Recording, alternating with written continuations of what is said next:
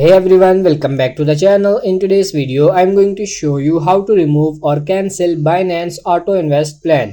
So for this, first of all, you have to open the Binance application in your mobile, and then you can see this Auto Invest. You have to tap on it, and when you are here, you have to scroll down a little bit, and as you can see, my Auto Invest plan and second is ongoing. So you have to tap on go to earn wallet, and you will see this kind of interface, and there is earn products, auto invest and E2H2 section.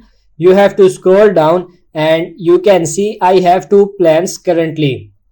So if you want to turn them off, as you can see their toggle is turned on. So you just have to tap on this toggle, and then as you can see, pausing the auto invest will stop the schedule plan temporarily until you resume it manually. Tap on I understand, and you have to repeat the procedure for the second one as well.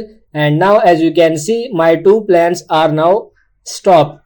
And now if you want to remove it completely, you have to go to the bottom and you can see this option remove plan. Just tap on it, tap on I understand again, and now you have to do the same procedure for this one.